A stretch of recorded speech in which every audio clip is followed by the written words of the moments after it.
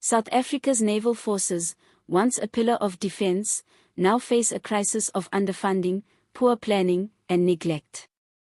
At the heart of this crisis is submarines purchased at great cost, ships that remain in dock instead of at sea, and a defense establishment now sounding alarm bells over its inability to perform its most basic functions. The warning has been delivered loud and clear by the head of the South African Navy, Admiral Monde Lobese, who has accused the National Treasury of effectively sabotaging the South African National Defence Force. He argued that financial strangulation, poor prioritization, and neglect have created conditions where the SANDF, and particularly the Navy, cannot protect the country's borders, its maritime trade routes, or its sovereignty. His warning has resonated far beyond Parliament, raising pressing questions about whether South Africa's military is on the verge of collapse. The most glaring example of this naval decline comes from the story of South Africa's submarines.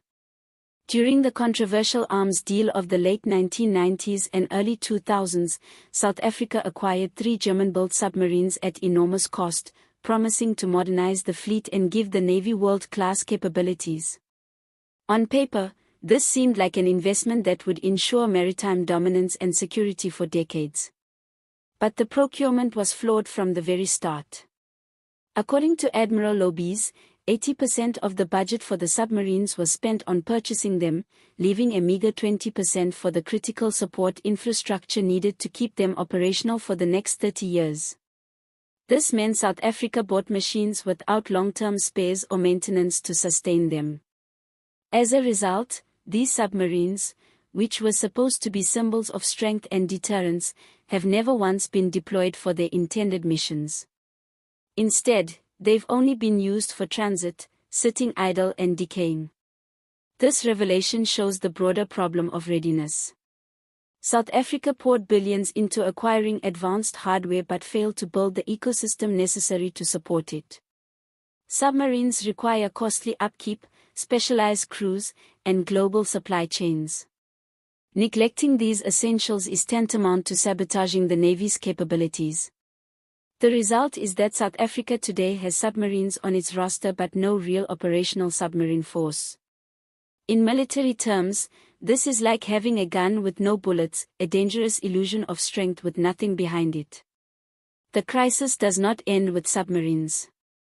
Admiral Lobese's testimony highlighted a long list of maintenance backlogs across the Navy's fleet. Ships that should guard trade routes and deter piracy are stuck in port awaiting repairs. The SAS Drakensberg, a vital support vessel, has been non-operational for 5 years. Patrol ships that could counter illegal fishing, piracy, and smuggling are languishing. The Navy's crisis response is shrinking while maritime security demands grow. With vast stretches of coastline, lucrative shipping routes passing through Cape waters, and growing threats of transnational crime, the erosion of naval readiness is nothing short of a national security emergency.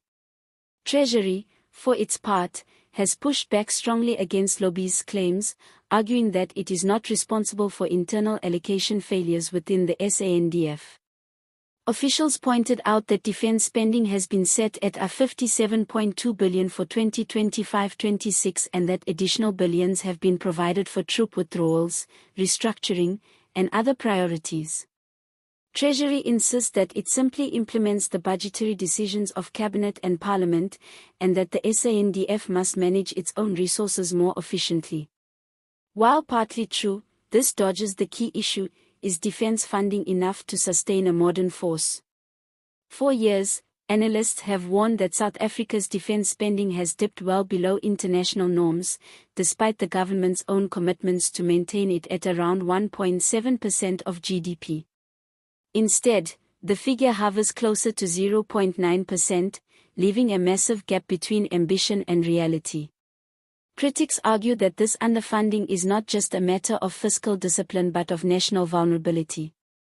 South Africa may not face large-scale threats, but its economy relies on safe seas, secure borders, and peacekeeping roles. A navy that cannot sail is not merely a bureaucratic embarrassment, it is a strategic liability. The broader SANDF, too, has been struggling with similar issues. The Army and Air Force have both reported equipment shortfalls, low morale, and reduced training hours. Together, these challenges show a defense force in decline. What makes the submarine story particularly powerful is how clearly it illustrates the problem. Submarines are tangible taxpayer-bought assets meant to provide cutting-edge capability. To learn that they have never been used for real operations because of poor planning and insufficient funding feels like a betrayal to many South Africans. It raises the question, what else in the SANDF is non-functional, existing only on paper while the actual defense of the nation falters? This has become a rallying point for political debate, with opposition parties, civil society, and even ruling party members admitting the issue is a crisis. The implications extend beyond military readiness. The controversy has reignited scrutiny of the infamous arms deal, long plagued by allegations of corruption and waste. The submarine debacle, in many ways, is the legacy of that deal, a reminder that decisions made 2 decades ago continue to haunt the present. It has sharpened debate about government priorities. In a country with unemployment and failing services, defense often falls last, but neglecting security is a gamble. Without a navy, trade is at risk, fisheries are open to plunder, and syndicates can exploit weaknesses. The Navy's decline also raises serious questions about South Africa's standing on the continent. The country has long prided itself on being a regional power, capable of contributing to peacekeeping missions and stabilizing efforts across Africa. Yet the erosion of its military capability undermines this image. How can South Africa lead in continental security if it can't maintain its fleet? Allies and adversaries alike are taking note, and the reputational damage is significant. Some say this decline reduces South Africa's influence in regional bodies. The way forward is not simple. Restoring naval readiness will require not just more money but smarter planning and stricter accountability. It will require a candid assessment of what assets are essential, what missions the Navy must prioritize, and how resources can be aligned to achieve those missions. It may also require painful decisions about scaling back ambitions to match realities. But one thing is clear, continuing along the current path will only deepen the crisis.